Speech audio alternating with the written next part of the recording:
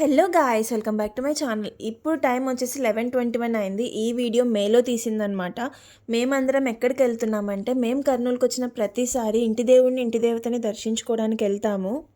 First అయితే చెన్నరాయుడు స్వామి దర్శించుకోవడానికి వెళ్తున్నాము. అక్కడ నుంచి ఇంకో 1.5 అవర్ ట్రావెల్ చేస్తే సుంకులమ్మ అమ్మవారి టెంపుల్ వస్తుందన్నమాట.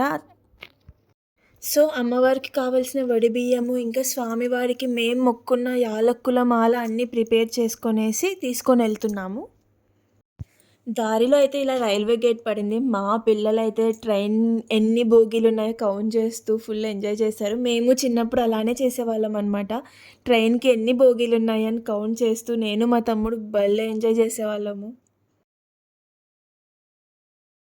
అలా ఒక 2 అవర్స్ ట్రావెల్ తర్వాత మనమైతే దగ్గరికి రీచ్ అయిపోయాము. మొత్తం జర్నీ అయితే నేను షూట్ చేయలేదు. అక్కడక్కడ బిట్స్ తీశాను.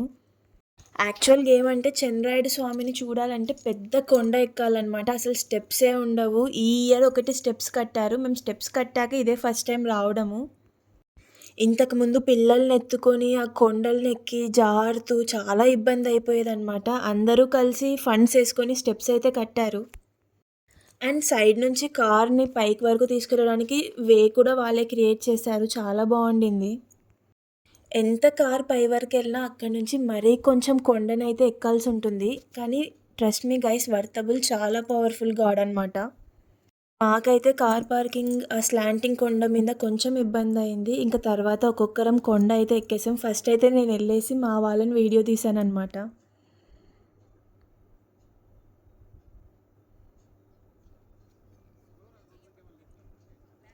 చూసారు కదా చుట్టూ ఎంత పీస్‌ఫుల్‌గుందో. ఇదే మా టెంపుల్.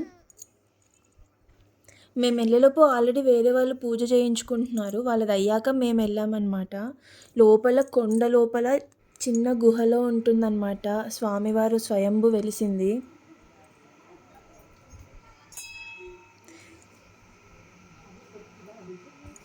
అందరూ ఒకేసారి వెళ్ళటానికి అవ్వదు. ఒక్కొక్కరు వెళ్ళి దర్శనం చేసుకొని రావాలి. ఫస్ట్ అయితే మా మామయ్య, మా పాప వెళ్ళారు.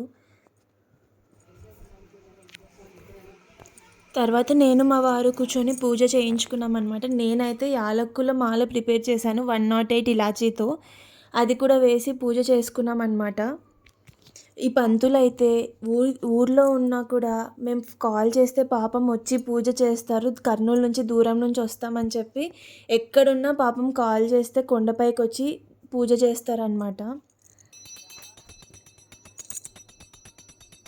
అలా పూజ అయ్యాక కాసేపు అక్కడ బయట ఉన్నవన్నీ షూట్ చేశాను. వీళ్ళైతే ఆల్రెడీ పూజ చేయించుకొని అక్కడే ఫుడ్ వండుకొని తినేసి వెళ్తున్నారు. మేము కూడా ఇంటి నుంచి బాక్స్ తెచ్చుకున్నాం కాబట్టి అక్కడ కూర్చొనేసి ప్రశాంతంగా అందరం తినేసి ఇప్పుడు మా ఇంటి దేవత సుంకులమ్మ దగ్గరికి వెళ్తున్నాం అనమాట. అక్కడి నుంచి ఒక 1 అవర్ జర్నీ పడుతుంది. సో నల్లబల్లి సుంకులమ్మ గైస్ మా ఇంటి దేవత. ఈ టెంపుల్‌కి వెళ్ళే దారిలో మామిడి తోటలు, సపోటా తోటలు అండ్ పల్లెటూరు ఎన్విరాన్మెంట్ చాలా బావుంటది. నేనైతే చాలా ఎంజాయ్ చేస్తాను వెళ్ళిన ప్రతిసారి.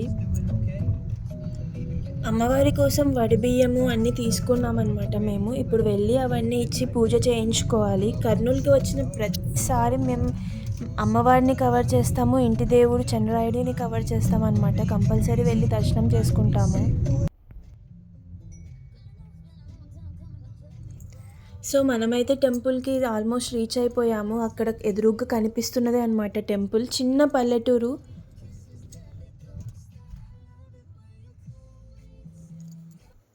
ఇక్కడైతే నేను తీసుకొచ్చినవన్నీ తీసుకొని టెంపుల్‌లోకి తీసుకెళ్ళిపోతున్నాము.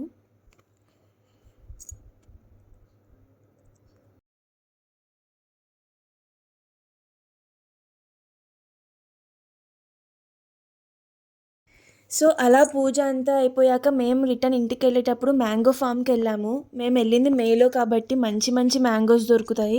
ఆవకాయ పచ్చడి పెట్టుకుంటే ఇయర్ మొత్తం నిల్వ ఉంటుంది. మేము ప్రతి సమ్మర్‌లో ఆవకాయ పచ్చడి పెట్టుకుంటాం. ఇక్కడైతే ప్రతి ఒక్క మ్యాంగో నేనే కోసాననమాట పచ్చడి కోసం. ఇలాంటి పనులు చేయాలంటే చాలా ఇంట్రెస్ట్ నాకైతే. ఇంకా అక్కడ ఫామ్‌లో ఉన్న అబ్బాయి అయితే అక్క అక్కడుంది, ఇక్కడుంది అని హెల్ప్ చేస్తున్నాడు. నేను ఉన్నంతసేపు పాపం ఆ అబ్బాయి నా చుట్టే ఉన్నాడు. రిటర్న్‌లో ఐస్ క్రీమ్స్ కొనిచ్చేసి మేమైతే ఇంటికి బయలుదేరాం. ఇది నెక్స్ట్ డే మార్నింగ్ అనమాట. మ్యాంగోస్ కట్ చేసుకుంటున్నాం. ఇంకా మ్యాంగో ఇంట్లో ఉందంటే పచ్చడి ఎప్పుడెప్పుడు పెట్టేయాలా, ఎప్పుడెప్పుడు పెట్టేయాలా అని ఉంటది కదా! మా పిల్లలైతే క్లీన్ చేసిస్తున్నారు. మా వారు, నేను కట్ చేస్తున్నాం అనమాట.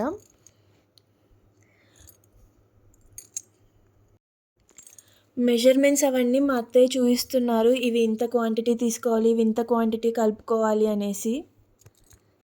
ప్రతి ఇయర్ ఆవకాయ పచ్చడి అందరం కలిసి కూర్చొని పెట్టుకుంటామనమాట. అదొక హ్యాపీనెస్. ఫ్యామిలీ మొత్తం కూర్చొని ఆవకాయ పచ్చడి పెట్టుకోవాలని ఎప్పుడెప్పుడు సమ్మరొస్తుందా? ఎప్పుడెప్పుడు ఆవకాయ పచ్చడి పెడతామా? అని ఎదురు చూస్తుంటాం మేమైతే.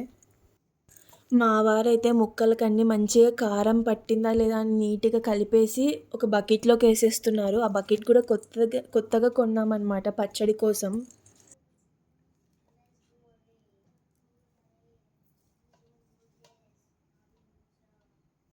నాకెప్పుడు వాయిస్ ఓవర్ ఇస్తున్న కారము, ఆ పులుపు ఫ్లేవర్ తెలుస్తుంది. నోరూరుతుంది చూస్తుంటే. అలా ముక్కలకి బాగా కారం పట్టించాక అన్నీ బకెట్‌లోకేసేసి సైడ్‌కైతే పెట్టేసుకున్నాం. ఈలోపు లంచ్ టైమ్ అయితే అయిపోయింది కాబట్టి.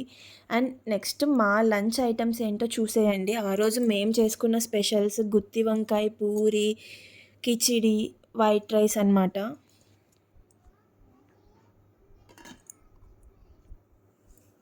భోంచేసాక మళ్ళీ ఆవకాయ పచ్చడి కోసం వేడి చేసుకున్న ఆయిల్ చల్లగా అయిపోయింది. దాన్ని బకెట్‌లోకి వేసేసి ఒక 3 డేస్ అయితే పక్కన పెట్టాము. థర్డ్ డే తీసి కలిపాక ఆ స్మెల్, ఆ ఫ్లేవరు యమ్మీ అనమాట అసలు.